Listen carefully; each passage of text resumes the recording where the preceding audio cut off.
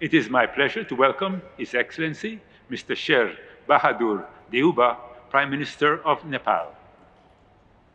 Your Excellency, you have the floor.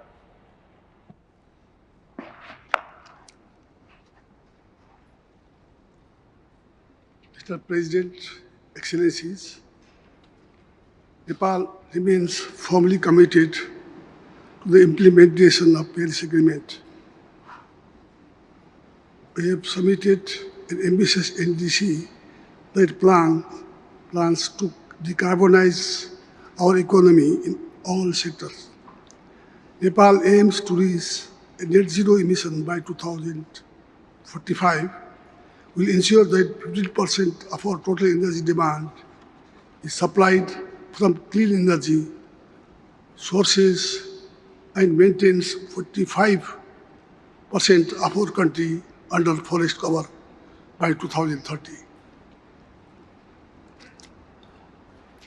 With abundant water, forest and biodiversity resources, Nepal can be a leader in sharing clean, green, nature-based climate solution in the region.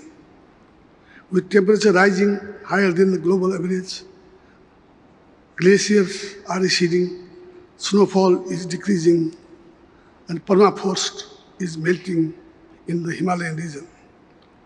Extreme climate events are increasing, causes huge economic and ecological losses with precious human lives. Around 80% of Nepal's population are at the risk of natural and climate-induced hazards. During the last 40 years, natural disasters have caused close to $66 billion on physical, economical damage in my country alone. Rapid warming in the Himalaya poses serious threat to food, water, energy, and human security of the entire region. Glacier melting also contribute to the existential threat to the coastal and island countries due to sea level rise. I therefore urge world leaders to recognize specific climate vulnerability in high mountains and accord to high priority to the mountain agenda in all climate-related negotiations. Keeping the global temperature below 1.5 centigrade is vital for mountain people. It is an issue of our survival to raise awareness on the climate crisis in the Himalaya. My government will host Sagarmatha Samvad dialogue named after Mount Everest. Nepal is an LDC country is making sincere efforts to balance our development and climate actions.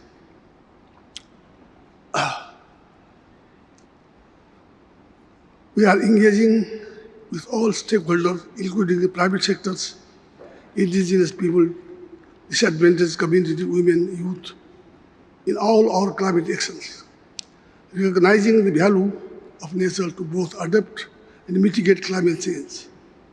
We have decided to create a dedicated institution for working on nature conservation and climate change together. Loss and damage has become key concern due to increased phenomena of climate-induced disaster. This subject must find a place under Article 4.8 of the Convention. We call upon the private sectors, we call upon the parties to agree on making loss and damage to stand-alone agenda for negotiating and support additional frameworks. The COP26 must ensure adequate adaptation support for the most vulnerable countries by scaling up financial, technical, and capacity building support. We can deliver our goal by through quick, direct, easy access to climate finance. We agree the parties to agree on the clear roadmap for a new collective, quantified, and ambitious goal to climate finance before 2025.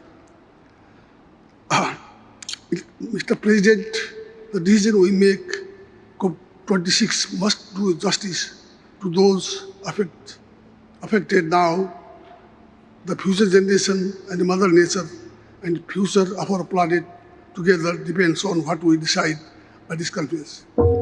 I totally agree with Prime Minister Boris Johnson that this is truly the last chance to save the earth. Thank you very much.